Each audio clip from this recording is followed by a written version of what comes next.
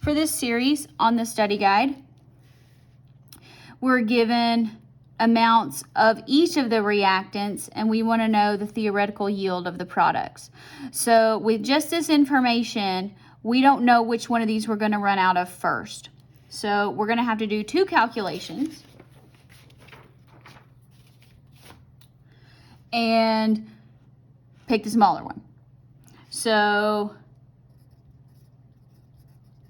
go ahead. Now the first one of these you do, in this case, it's the same reaction. So the first one's going to take the longest because we got to look up some stuff. Aluminum is 26.98 grams. Always double check that your equation is balanced. And it is. Don't tell me it's a wasted step. I won't believe you. You're not going to win that argument. Now, the book a lot of times tells you to wait and do the mass conversion at the end. That's fine. When I learned it,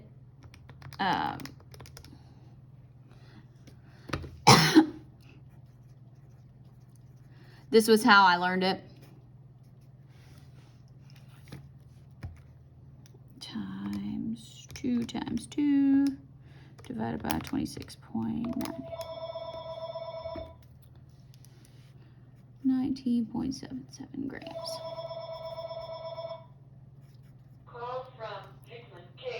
All right, next. Now we have to do it again.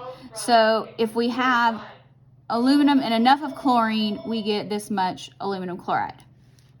Now let's see what happens when we do the reaction with this much chlorine. So you just start the same way. 2 grams of chlorine. In response, we are giving you a final courtesy call before we All close right. out your files. And so Press 2 to 70.9. do not call list. Press 1 to speak with someone about possibly extending or reinstating your car's warranty. Again, press 1 to speak with a warranty specialist. So it takes 3 moles of Cl2 and 2 moles AlCl3. See, hopefully you know that I'm not immune to the extended warranty on my car harassment either, if you heard my phone going off.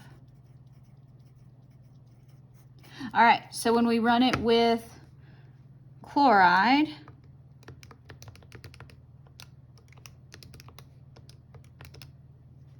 we get 2.51 grams. All right, so which one is the right answer? The right answer is always the smallest one. So this is the smallest one, because this is the one we run out of first.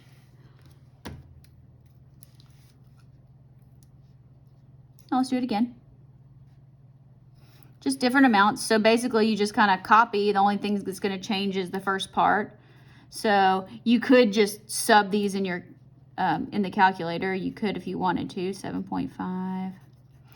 Or you can write it out because you want the practice. And when you write it out and talk yourself through it, it helps you learn it. Or you could teach it to somebody else. You could make a YouTube video.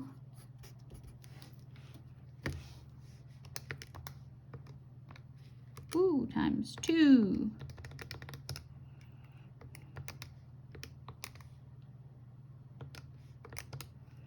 $37.1. All right, I've got enough space down here. I'm gonna do this one down here, because that's how I like to do it. I like to stack.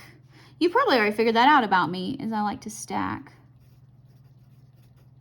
Helps keep me organized. But in a pinch, I will write wherever I need to.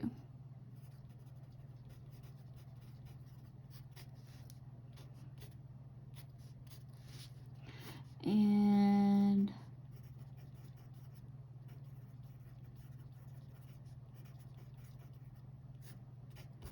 all right, since I got a little bit more room here, we can pinpoint some other stuff once I get this answer done. 31.1.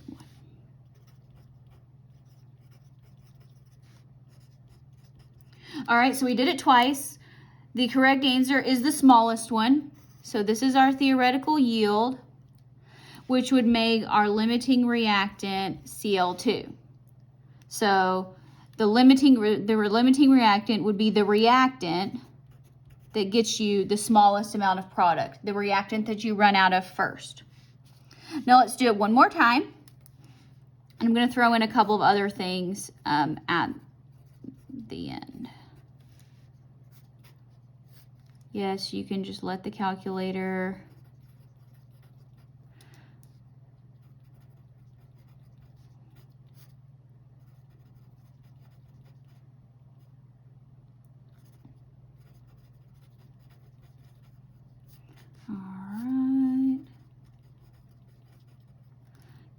Yeah, waiting till the end to do this might save you a little bit of writing, but that's not how I learned how to do it. And if that's not how Mr. Whitley taught me how to do it, then it's a tough habit to break.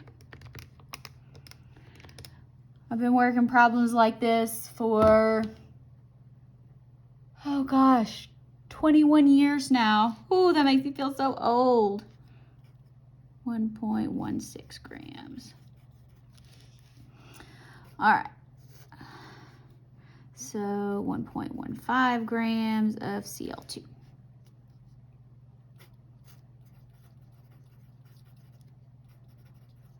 Convert grams to moles. Use the mole ratio from your equation. Remember, stoichiometry is just a long, scary word for mole ratio.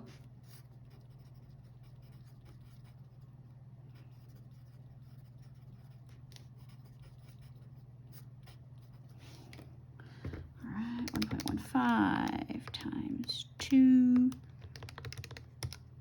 I also apparently just like to write the number 3. 133.33.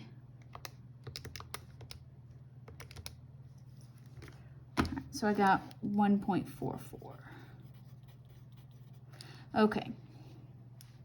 So in this case, this one's the smaller one. Now, I did not say this, but it's not in the problem, but I'm just going to give you kind of an example. So what if I said, okay, so this is that we ran this reaction with these amount of reactants, and when it was done, we collected 0.85 grams of product was produced. All right, and so we want to know the limiting reactant, the theoretical yield, and the percent yield. So here's our theoretical yield. That's the smaller one. We know what the limiting reactant is, but let's talk about how to calculate a percent yield, or a review here. So that's going to be your actual yield over your theoretical yield times 100.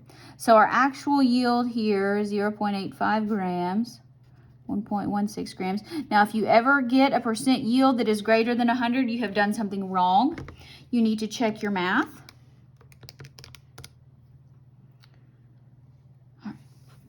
Times 100.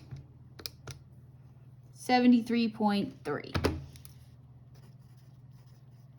All right, and then I like to, a lot of times, as you probably saw in my examples, write my answers as a chart and say the limiting reactant was aluminum, the theoretical yield 1.16 grams, and the percent yield 73.3.